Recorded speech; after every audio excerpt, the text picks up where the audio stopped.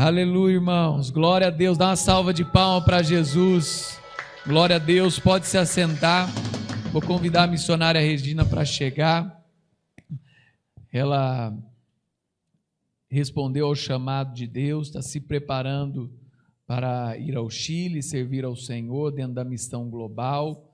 E nós vamos orar por ela, para que ela possa trazer uma palavra para o nosso coração. Hoje à noite, também no culto da noite, ela vai trazer um testemunho de vida. Você pode assistir na sua casa, reunir pessoas e compartilhar também.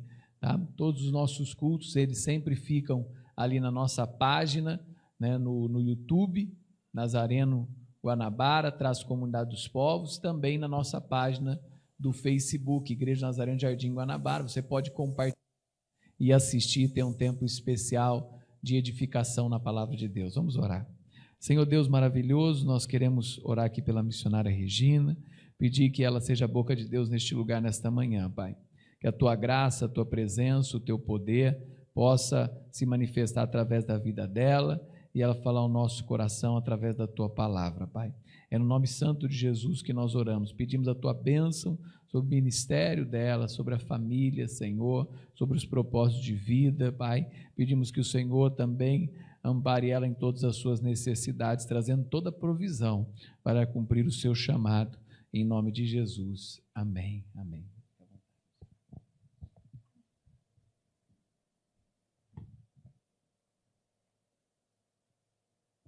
Eu cumprimento a igreja com a paz, com a graça e a paz do nosso Senhor Jesus. Tudo bem com vocês? É bom demais estar na casa do Senhor. Eu estou sentindo aqui uma alegria tão grande, uma alegria tão grande. Eu já fui tão ministrada nesse louvor, pelo testemunho também do rapaz aqui do louvor. E eu quero começar agradecendo ao pastor Edmur pelo convite, à igreja, ao pastor Rogério também. É uma alegria estar na casa do Senhor e uma grande responsabilidade ministrar a palavra do Senhor. E como é a primeira vez, o Senhor imagina o coração batendo forte, mas louvado seja o Senhor, porque Ele é bom e está conosco. É Ele que nos dirige, é Ele que ministra através de nós. Eu gostaria de orar mais uma vez antes de iniciar. Pai, muito obrigada, Senhor. Obrigada por me trazer até aqui, obrigada por Tua força, por Tua alegria, por Tua paz. Obrigada por tudo que o Senhor vai fazer. Devemos ser gratos, Senhor, por tudo aquilo que o Senhor já fez e ainda vai fazer.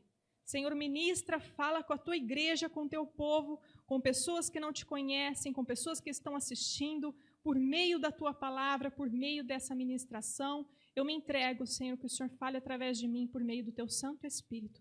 Muito obrigada, Senhor. Eu entrego este tempo, nessa ministração em Tuas mãos, em nome de Jesus. Louvado seja o Senhor. Igreja, vamos abrir a palavra em 2 Timóteo, capítulo 2, versículo 15. Vamos começar abrindo a palavra de Deus. Louvado seja o Senhor. Deus é bom. Glória a Deus. Glória a Deus. Deus é maravilhoso. E ele já começou a falar por meio desse testemunho do rapaz do louvor. Eu fiquei muito impressionada e vai cair direitinho aqui com o que o Senhor tem colocado no meu coração. Então vamos lá, 2 Timóteo 2,15, diz assim a palavra do Senhor. Procure apresentar-se a Deus aprovado. Leia a palavra colocando você aqui, o homem e a mulher, no meu caso, procure apresentar-se a Deus aprovada, como obreira que não tem do que se envergonhar, que maneja corretamente a palavra da verdade. Louvado seja o Senhor. Deus, muito obrigada por Tua palavra. O rapaz aqui do louvor, vocês viram, ele passou por algumas provas aí, ele nos contou esses dias, provas difíceis. Agora eu quero levar a igreja a pensar como que é entrar numa guerra, um soldado. Como que é para um soldado entrar numa guerra? Ele entra de qualquer jeito? Ele entra despreparado? Porque pelo que o rapaz contou aqui, muitos estavam despreparados. E quando viu ali fogo, viu ali as provas difíceis, vidro, não sei, ele contou aqui, eu fiquei imaginando, essas pessoas não estavam preparadas. E um soldado, será que ele precisa se preparar para uma guerra ou ele pode entrar de qualquer jeito? Ele entra, não tem problema. só se ele quiser perder a guerra, só se ele quiser ser morto, ferido, leve, gravemente. Provavelmente ele vai ser gravemente ferido, ele vai morrer e vai ser vencido pelo inimigo. Agora, esse soldado, ele precisa do quê para entrar numa guerra? Com certeza ele precisa de tem muitas qualificações, muitas necessidades para que ele se apronte para essa guerra, para vencer esse inimigo. Pode ser mais forte, mais fraco que ele, mas ele pode vencer. E eu elenquei aqui alguns itens, algumas qualificações, necessidades para esse soldado. Do que ele precisa? Vocês conseguem imaginar? Ele precisa passar por uma série de cursos, treinamentos. Isso é o básico. Uma série aí de coisas práticas, teorias, para que ele possa avançar nessa guerra. Com certeza ele vai precisar passar por muitas aulas aí. Por estágios ele também precisa passar. Agora eu quero que vocês imaginem a condição dele. Ele precisa estar em boa condição física. Como que ele vai para uma guerra se ele está doente? Boa condição física. Agora imagina um soldado numa guerra e ele precisa ter boas condições emocionais e boas condições psicológicas. Senão, dificilmente, vendo ali tiros, bombas, guerras, ele não vai conseguir. Ele não vai enfrentar. Ele vai retroceder. O que mais que ele precisa? Certamente ele precisa se submeter às ordens dos seus superiores. Se ele achar que ele vai lá na guerra e fazer o que ele quiser, ele que manda, ele faz o que ele bem entende, ele não ouve ninguém, não ouve os superiores, será que ele vai se dar bem nessa guerra? Ele não consegue ouvir conselhos, será que ele vai se dar bem nessa guerra? O que mais que ele precisa? Um soldado. Será que ele precisa ter disposição para sofrer? Entrar numa guerra já sabendo que vai sofrer? Exatamente.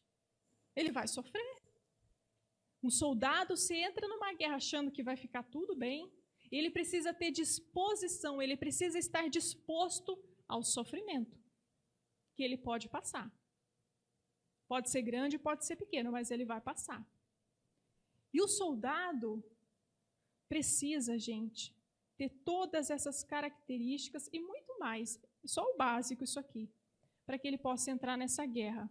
O soldado mal preparado, ele vai morrer.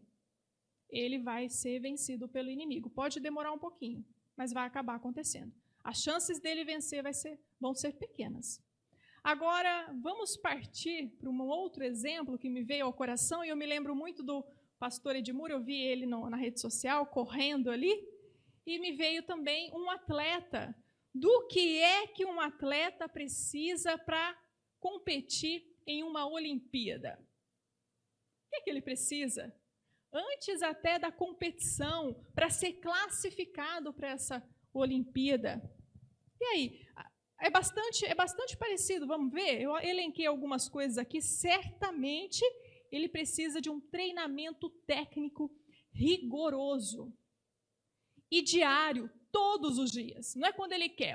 Hoje está chovendo, hoje é domingo, aqui está chovendo muito. Não estou com vontade, não. Vontade de ficar na cama, dormir até mais tarde, essa chuvinha, assistir um filme, não é assim? Não. Um atleta que quer competir em uma Olimpíada, ele precisa ter essa disposição para esse treinamento diário. O que mais? Alimentação saudável. Alguém que vai correr, consegue imaginar? Ele vai participar ali de uma corrida de não sei quantos metros, com outros corredores que já estão acostumados, ganhando medalhas ali. E ele? O que ele precisa? Ter uma alimentação adequada, senão cai ali no meio, não aguenta. Ele precisa lá com o seu nutricionista, com o seu médico, fazer todos os exames e saber o que ele precisa para comer ali, para ter a força necessária para conseguir vencer a corrida. Precisa ter boa saúde. Também precisa ter essa boa saúde física, emocional, psicológica, porque ele está ali em meio a outros corredores, que são atletas também, pessoas preparadas. E alguém entra numa guerra ou entra numa Olimpíada para ficar ali em segundo, terceiro lugar. Tá bom, terceiro lugar. Nem quero ganhar. De jeito nenhum. Se ele vai competir, ele quer ganhar o primeiro lugar. Só que para isso existem renúncias. Ele precisa fazer muitas renúncias. Numa manhã de domingo chuvosa, ele quer ficar na cama. precisa renunciar. Com certeza, ele vai passar não só por essa, é um exemplo, muitas renúncias.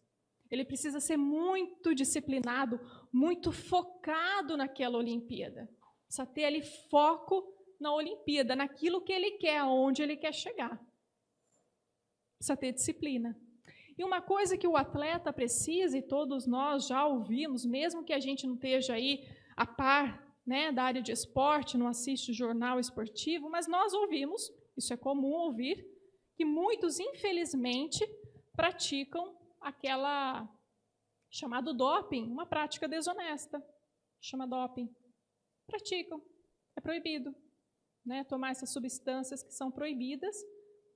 E, infelizmente, a gente vê aí nos jornais, como sou jornalista, é muito comum ouvir isso, jornalistas, né, publicando isso, mostrando isso, e são desclassificados, nem chega a correr. Ou então, infelizmente, correm, ganham e depois descobre, olha só a vergonha, descobre que cometeu o doping, tomou substâncias que eram proibidas naquela competição. Muito bem. Então, o atleta, pessoal, ele precisa realmente passar por tudo isso se ele quiser ganhar o primeiro lugar. Quanto mais preparado, mais chances ele tem para ganhar essa corrida. E se ele não passar por todo esse processo, se ele não quer passar por todo esse processo, é melhor ele nem entrar na jogada. Nem entra na competição. Mas aquele que quer, aquele que está decidido, ele vai entrar, mas vai entrar preparado. Assim como eu precisei me preparar aqui para ministrar. Deus nos usa, mas nós temos que fazer a nossa parte. Agora, Paulo pergunta em 1 Coríntios, capítulo 9, versículo 24, não precisa abrir, eu vou ler aqui. Ele pergunta o seguinte: não sabeis vós que os que correm no estádio, todos, na verdade, correm, mas um só leva o prêmio? Todos vão correr, mas um só leva o prêmio? 1 Coríntios 9, 24. Agora, trazendo para o lado espiritual, o que isso significa? Que a gente vai alcançar também uma coroa, a gente vai alcançar também um prêmio. No mundo espiritual, naqueles que conhecem o Senhor, nós estamos a cada dia correndo. Para quê? Para ganhar uma coroa incorruptível. É a nossa fé. Nós estamos correndo na corrida celestial para alcançar essa coroa que é incorruptível. E Paulo sabia muito bem disso. Agora, irmãos, quais são as qualificações? O que é necessário para quem deseja, para quem quer realmente, para quem almeja ser um bom atleta, um bom soldado de Jesus Cristo? Como Paulo faz essas comparações, o apóstolo Paulo. Quais são essas qualificações? O que será que é necessário? Se a gente quiser falar de outra forma, para quem quer ser um bom cristão, para quem quer ser um bom obreiro, como nós lemos em 2 Coríntios, no capítulo 2. Quem quer ser um bom obreiro, o que é necessário? Será que precisa de alguma coisa? Ou dá para ficar acomodado espiritualmente? Vamos ver. As cartas de Timóteo, 1ª e 2ª, apresentam, demonstram quais são essas qualificações, essas necessidades. E a gente vai ver isso agora. Eu gostaria de dar uma pequena introdução. As cartas de Timóteo foram escritas por Paulo, são cartas pastorais. Essas cartas pastorais são chamadas assim também como Tito, porque foi Paulo que escreveu a pastores, no caso, direcionadas a Timóteo e a Tito. Timóteo era seu cooperador na missão do Senhor. E foram escritas, e algumas dúvidas se levantam, será que realmente foi Paulo que escreveu?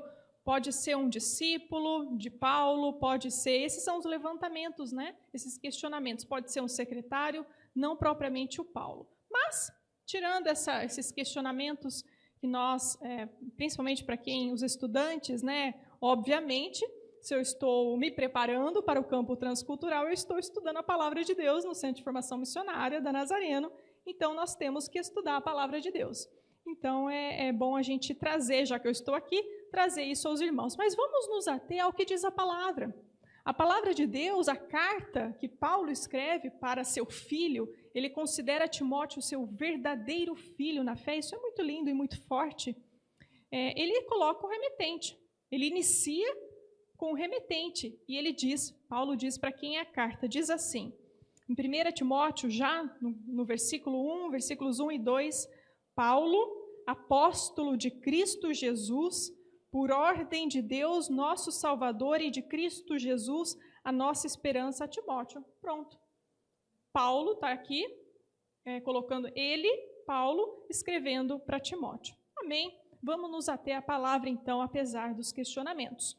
Por quê? Porque o mais importante, não que não seja importante quem escreveu uma carta. Quando você recebe um e-mail, não é importante saber quem escreveu o e-mail para você, uma mensagem no WhatsApp? É importante. Mas o mais importante, e também é importante, é o que escreveu. Se você recebe um e-mail, ou alguém te chama, não tem nenhum conteúdo ali, não tem nada. Ué, essa pessoa me escreveu o quê?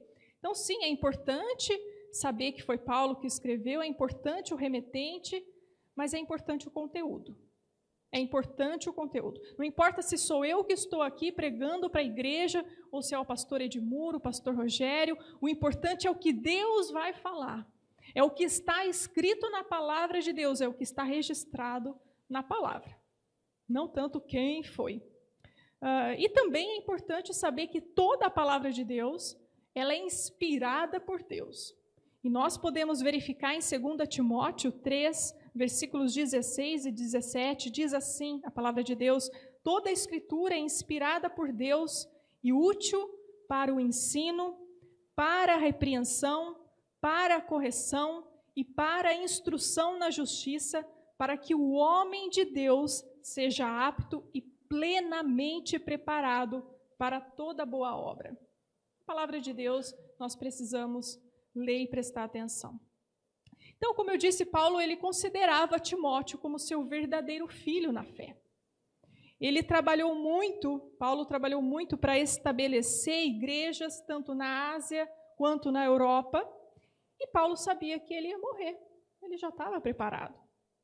Agora cabia a Timóteo, seu verdadeiro filho na fé, continuar.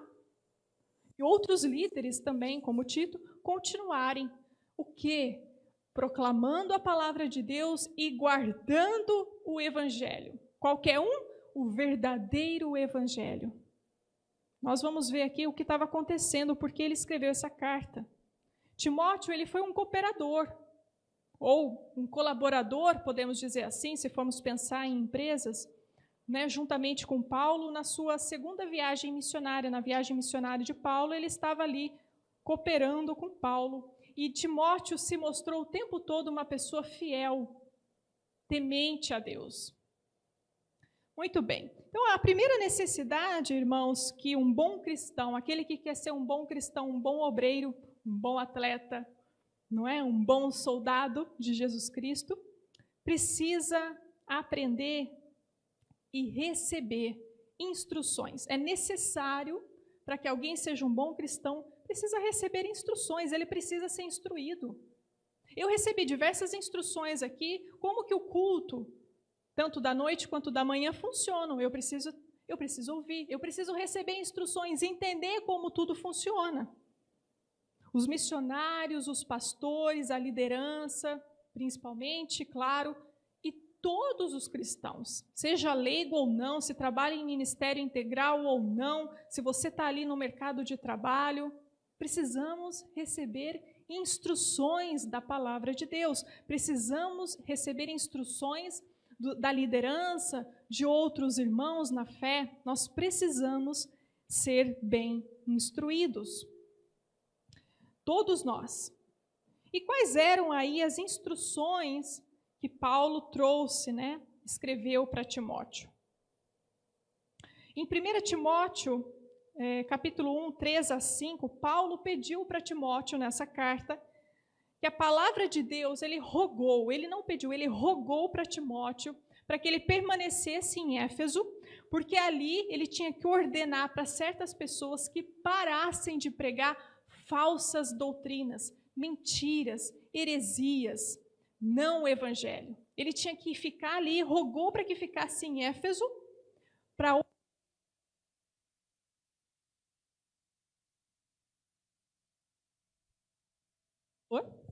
1, 2, acho que voltou. Talvez eu apertei algum botão aqui.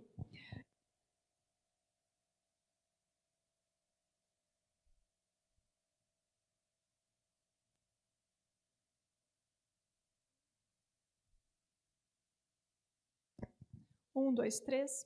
Glória a Deus. Obrigada. Ele ordenou, tinha que ordenar, Timóteo tinha que ordenar para que aquelas pessoas que estavam ensinando falsas doutrinas parassem. Tinha que dar uma ordem ali que estava acontecendo em Éfeso. Porque essas pessoas estavam, inclusive, dando muita atenção a mitos, genealogias intermináveis, falsas doutrinas. Obrigada. Então, foi uma dessas coisas que Paulo pediu para o seu filho Timóteo. E, obviamente, nada disso promove o reino de Deus. Mentira não promove reino de Deus. Não promove a expansão do reino de Deus. A palavra, a verdade, o evangelho, sim. E esse evangelho nós sabemos que é pela fé. Não estou aqui porque eu mereço. Eu estou aqui pela graça de Deus, pela fé em Jesus. Como à noite os irmãos vão ouvir meu testemunho, eu nunca imaginei que eu estaria numa igreja falando, proclamando Jesus Cristo. Que Ele salva, que Ele liberta, que Ele é maravilhoso. Eu estou aqui pela fé. Nós aceitamos a Jesus, nós somos salvos, não por obras, mas graças ao nosso Senhor que morreu pelos nossos pecados, por cada um de nós, e podemos crer, basta ter fé, aceitar o Senhor Jesus Cristo como nosso Salvador, e será salvo tu e a tua casa. E assim tem sido em minha vida. Veio a minha irmã, depois a mim, depois a minha avó, meus pais. Assim, Deus é fiel. Então, Paulo instruiu Timóteo, ele fala nessa passagem, logo em 1 Timóteo, na carta dele para Timóteo, que ele faz isso por amor e com amor. Ele dá essas instruções por amor. E também com um coração puro, boa consciência e com uma fé sincera. Que possamos ser assim também. Outra instrução que Paulo dá a seu filho Timóteo, filho na fé, que todo aquele que quer ensinar a palavra de Deus, irmãos, não é só missionário, não. Todos nós que queremos ser bons cristãos, obedecer a Deus, precisamos abrir a palavra de Deus, ler a palavra de Deus e aprender a palavra de Deus, para que possamos ensinar a outros, porque senão vai acontecer isso que estava acontecendo em Éfeso. O que estava acontecendo ali? Heresias. As pessoas acreditam em qualquer coisa. Quando você não conhece a palavra de Deus, qualquer coisa, se a pessoa pode te convencer, você acredita. Precisa aprender a palavra de Deus para que possa ensinar o verdadeiro evangelho. Outra coisa que nós lemos logo no início, precisa ser aprovado. Nós precisamos nos apresentar diante de Deus como obreiro aprovado, inculpável, que não tem do que se envergonhar. Deus é misericordioso, irmãos. Deus fala na palavra, sede santos porque eu sou santo. Nós temos um Deus maravilhoso, é claro que erramos, se pecamos, pedimos perdão e Deus é fiel para nos perdoar. Mas nós não podemos ficar em pecado e nem errando o tempo todo. Nós precisamos nos apresentar sem culpa diante de Deus. Não fazer nada que venha envergonhar ou trazer escândalo. Em 2 Coríntios 6,3, não dê motivo de escândalo a ninguém, em tempo nenhum, em circunstância nenhuma. Nós temos uma consciência, nós conhecemos a palavra. Então nós podemos caminhar sim, como bons cristãos, no Espírito. O Espírito Santo está em nós. O Espírito Santo está em mim, mora em mim, nós podemos sim, porque a palavra diz que podemos. outras instruções que Paulo traz a Timóteo: afasta-se da iniquidade, afasta do pecado, afasta-se. Você sabe que Timóteo era jovem, ele era uma pessoa ali inexperiente. Paulo tinha muita experiência que ele trazia para Timóteo, tanto é que ele chamava de filho. Então ele era mais novo, ele era jovem. Gente, em Salmo 119 diz assim, levanta uma questão: como pode o jovem manter pura a sua conduta? Vivendo de acordo com a tua palavra. Nós, jovens, não só os jovens, nós podemos manter a nossa conduta pura, guardando a palavra de Deus. Guardei a tua palavra no meu coração, para quê? Para não pecar contra ti. Se nós não guardarmos a palavra de Deus, iremos pecar. O Espírito Santo nos lembra: opa, acende uma luzinha, opa, não posso fazer isso. E se fiz, pede perdão e volta para a palavra. Paulo diz, é maravilhoso, porque ele elenca, ele diz assim, ele diz para Timóteo: fuja dos desejos malignos da juventude, já que ele era um jovem, segue a justiça, a fé, o amor, a paz, evite brigas, seja amável com todos, ele fala. Apto para ensinar, preparado para ensinar em todo, em qualquer tempo. Nós precisamos estar preparados para ensinar e falar do Senhor Jesus, como o rapaz aqui do louvor, ele estava ali preparado, ele falou do Senhor Jesus. Apto para ensinar, para testemunhar, ser paciente e corrigir com mansidão. Eu já fiz a burrada de corrigir alguém sem mansidão. Já tentou fazer isso? Você não ganha a pessoa, você afasta a pessoa. Seja manso ao corrigir. Lembre-se que assim como a pessoa erra, ou peca, ou está no pecado, você também já errou, já pecou. Então nós podemos ter misericórdia e agir com mansidão com as outras pessoas. Isso tudo que eu falei, toda isso aqui está no capítulo 2, na segunda carta de Timóteo, versículos 22 a 25. Gente, vamos pensar o seguinte. Imagina você recebendo uma carta, já que são cartas a Timóteo, de Paulo a Timóteo. Imagina você recebeu, eu falo de carta, vamos trazer para o hoje, um e-mail, um WhatsApp. Você recebeu um e-mail do seu amigo, um grande amigo, ou um pai na fé.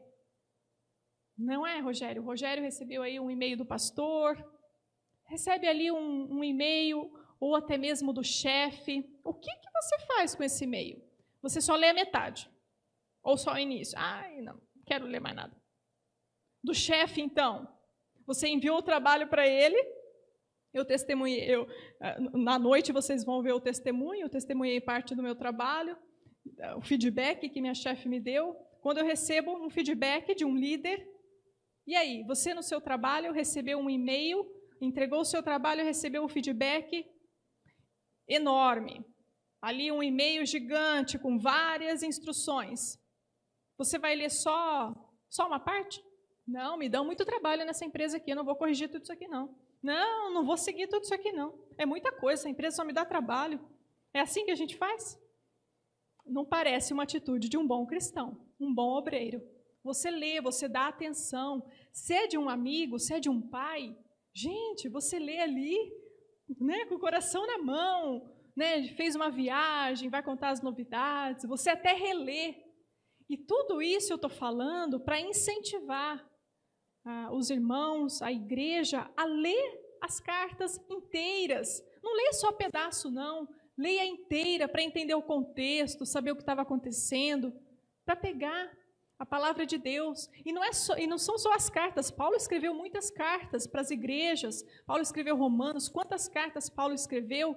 Nós temos que ler a palavra de Deus, todas as cartas inteira.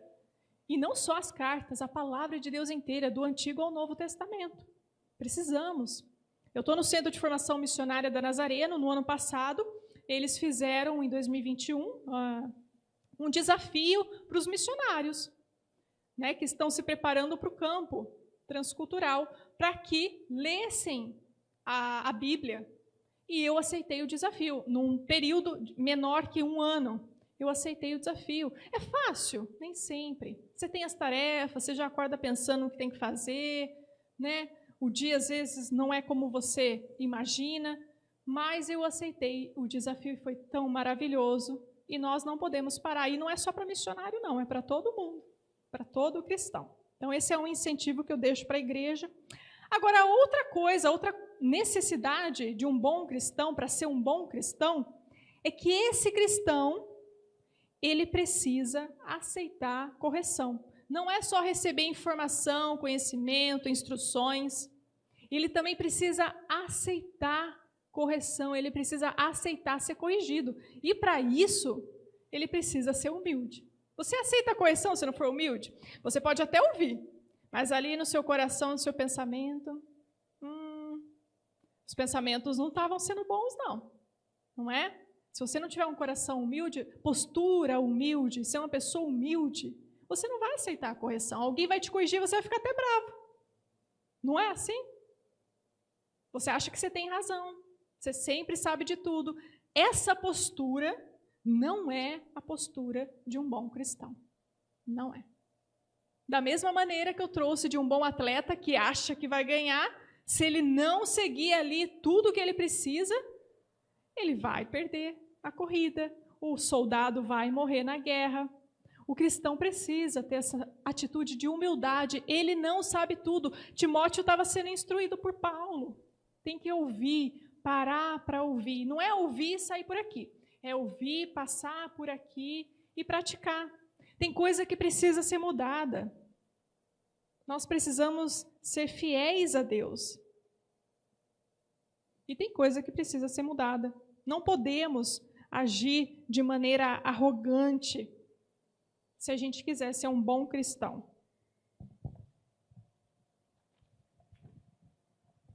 Aquele que aceita a correção, ele tem grandes chances de aprender. E depois ele agradece, né? Porque ele sabe que aquele que ouve boas instruções, aquele que ouve o verdadeiro evangelho, certamente ele vai chegar e alcançar a coroa celestial.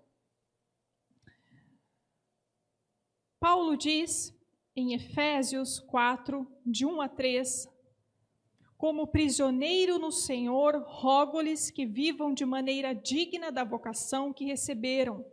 Sejam completamente não é só uma parte, humildes e dóceis, e sejam pacientes, suportando uns aos outros com amor. Façam todo o esforço para conservar a unidade do Espírito pelo vínculo da paz.